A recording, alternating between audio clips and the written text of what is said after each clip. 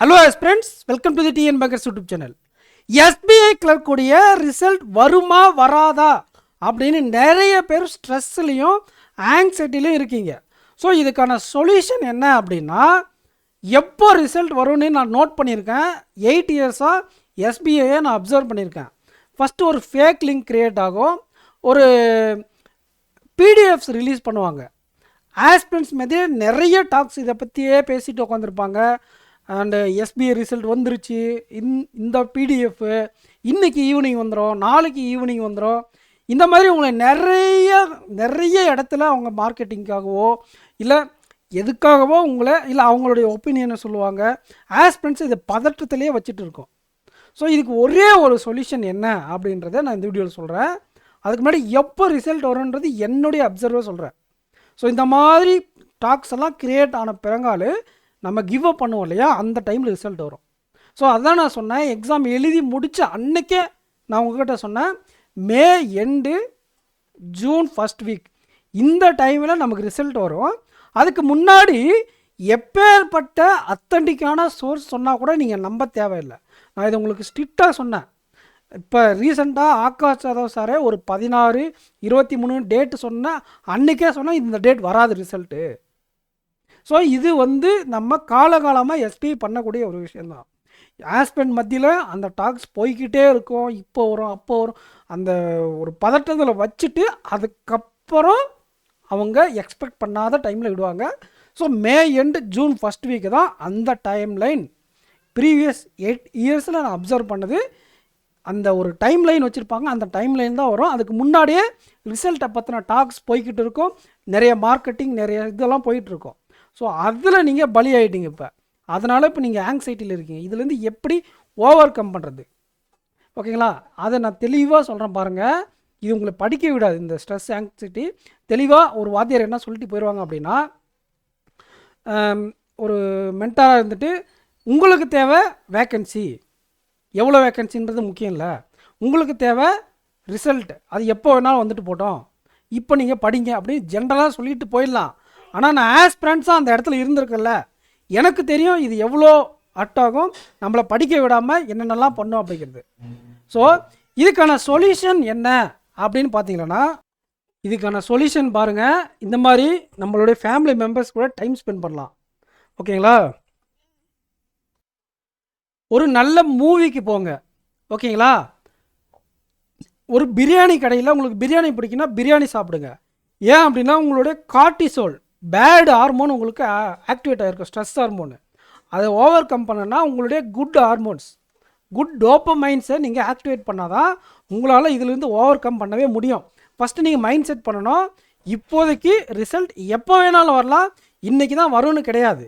அந்த இப்போ நீங்கள் ஆங்ஸைட்டியில் இருக்கீங்க இல்லையா, அதுலேருந்து வெளியே வர ஒரு மூவிக்கு போங்க. இந்த மாதிரி பசங்க, இப்போ என் பையன் கூட நான் விளையாடுனா எனக்கு ஸ்ட்ரெஸ் போயிடும். ஸோ அந்த மாதிரி பண்ணலாம். அப்படி இல்லைன்னா நல்ல ஃபுட்டு சாப்பிட்லாம், இல்லை வெளியே எங்கேயாச்சும் போயிட்டு வரலாம், டைம் ஸ்பெண்ட் பண்ணுங்கள், குட் குவாலிட்டி டைம் ஸ்பெண்ட் பண்ணுங்கள். இதை விட இன்னும் பெட்டரான ஆப்ஷன் என்னென்னா, நீங்கள் ஜிம் போகிற ஆஸ்பிரண்ட்டாக இருந்தால் ஜிம்மில் போயிட்டு ஒரு 2 hours நல்ல ஹெவியான ஒர்க் அவுட் போடுங்க. அந்த வியர்வை ஸ்வெட்டிங் வர்றதே உங்களுக்கு சூப்பரான குட் ஹார்மோன் ஸ்ட்ரெஸ் பஸ்டர் ஆகிடும்.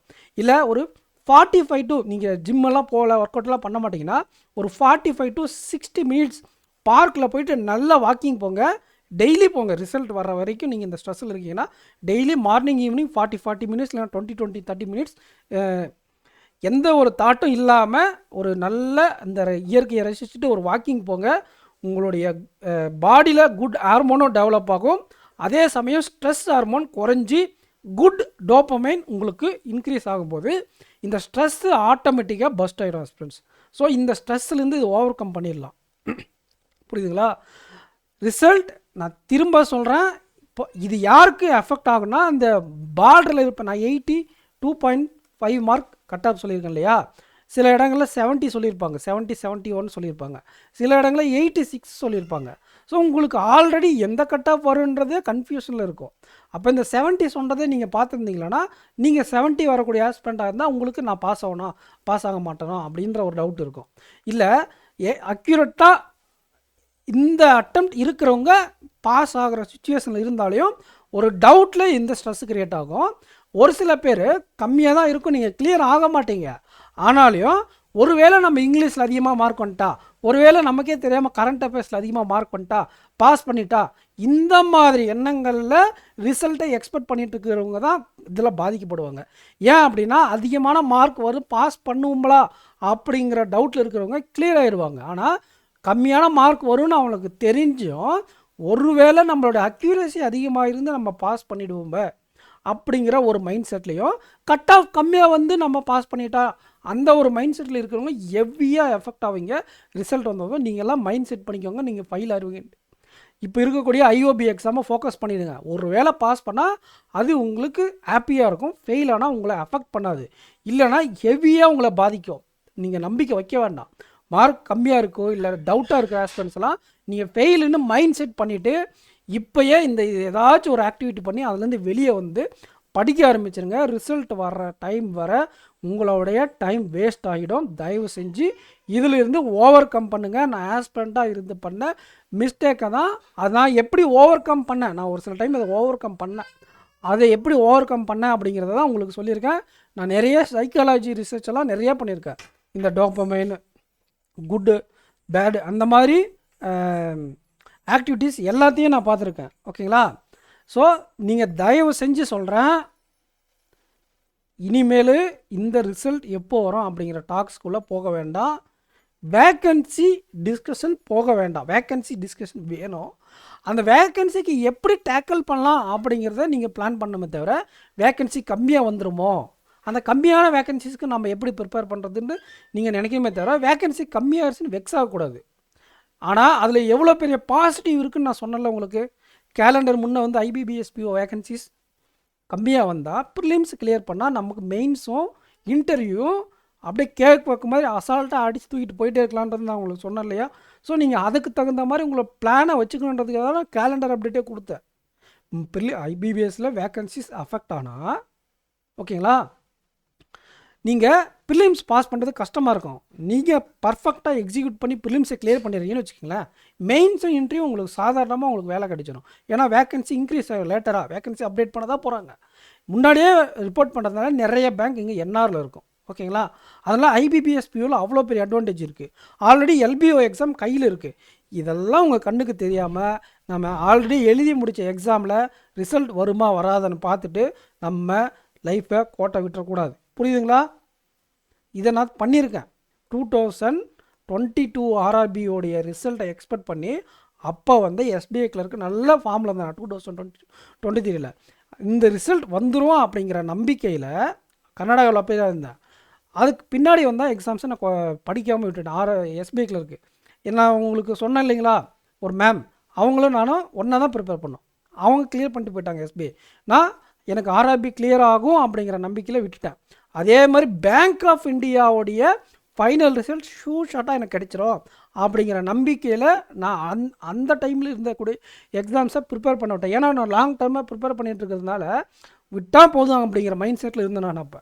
ஸோ அதுக்கப்புறம் நான் என்ன பண்ணிட்டேன் அப்படின்னா, கம்ப்ளீட்டாக பேங்கிங்கை விட்டு வெளியே போய் MSME ஸ்டார்ட் பண்ணி ஒரு 7 months நல்லா ப்ராஃபிட் எடுத்துகிட்டு திரும்ப பேங்கிங்குள்ளே வந்தேன்.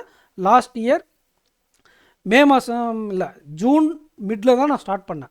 உடனே அந்த ஜூன் மிட் டு என்னால் குயிக்காக அடாப்ட் பண்ணுறது ரொம்ப கஷ்டமாக இருந்துச்சு. ஓகேங்களா? ஸோ இப்போ தான் ஓரளவுக்கு நல்ல ஃபார்ம் கொண்டு வந்துட்டுருக்கேன். நாலேஜ் இருக்கிறது வேறு ஆஸ்பிரண்ட்ஸ். நீங்கள் இந்த மாதிரி விஷயங்களில் உங்களுடைய ஃபார்மை மிஸ் பண்ணிட்டா திரும்ப அந்த ஃபார்மை எடுக்கிறது ரொம்ப கஷ்டம். தயவு செஞ்சு அந்த தப்பை பண்ணாதீங்க. நான் அந்த தப்பை பண்ணியிருக்கேன், உங்களுக்கு புரிஞ்சிருக்குன்னு நினைக்கிறேன். இந்த ரிசல்ட்டு ஒரு சில பேர் ஓவர் கான்ஃபிடென்ட்டில் வந்துரும்னு சொல்லி அந்த ஃபார்மை விட்டுருவீங்க. சில பேர் மார்க் நமக்கு பாஸ் ஆக மாட்டேங்கன்னு தெரிஞ்சே கூட வருமா வராதான்னு யோசிச்சுட்டு இப்போ இருக்கக்கூடிய எக்ஸாமை படிக்காமல் விட்டுருவீங்க. ஸோ யூட்டிலைஸ் பண்ணிக்கோங்க இருக்கக்கூடிய டைமை. கண்டிப்பாக திரும்ப உங்களுக்கு டைம் கிடைக்காது. எக்ஸாம் ஸ்டார்ட் ஆனதும் ஆல் டிக்கெட் வந்த பிறகால் தான் நிறைய பேர் படிக்கிறீங்க. அந்த தப்பு பண்ணாதீங்க. எகைன் இது லூப்பில் போய்கிட்டே இருக்கும். திரும்ப அடுத்து இப்போ LOBயோடைய ரிசல்ட்டை எக்ஸ்பெக்ட் பண்ணிவிட்டு அப்போ இருக்கக்கூடிய எக்ஸாம் படிக்காமல் இருப்பீங்க. இது அப்படியே போய்கிட்டு இருக்கும் காலகாலமாக. இந்த ரிசல்ட் அப்டேட்டை நீங்கள் யாரும் மைண்டில் எடுத்துக்கக்கூடாது. ஓகேங்களா? நான் ஏன் பர்ஃபெக்டாக டேட் சொல்லலை அப்படின்னா இதுக்கு பர்ஃபெக்ட் டேட் கிடையாது. ஓகேங்களா? ஐபிபிஎஸ் மாதிரி ஆர்ஆர்பி மாதிரி ஃபைனல் ரிசல்ட்டுக்கு இது பர்ஃபெக்ட் டேட் கிடையாது. எப்போ ரெடி ஆகுதோ அப்போ அவங்க அப்லோட் பண்ணுவாங்க. புரியுதுங்களா? அப்லோட் பண்ணால் கூட ரிசல்ட்டே ரெடி ஆனால் கூட அவங்கெல்லாம் வெரிஃபிகேஷன்லாம் முடிச்சுட்டு தான் அப்லோட் பண்ணுவாங்க.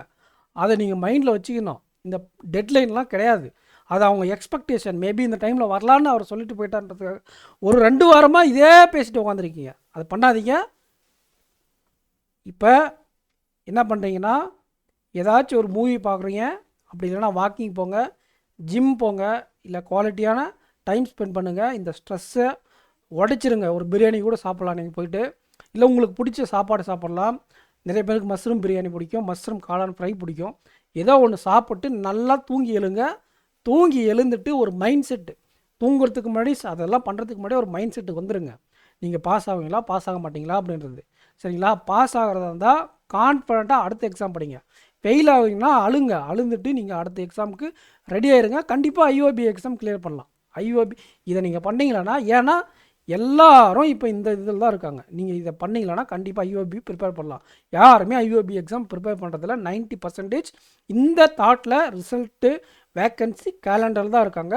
யாருமே இப்போ ஐஓபி எக்ஸாமுக்கு ப்ரிப்பேர் பண்ணுறதில்ல.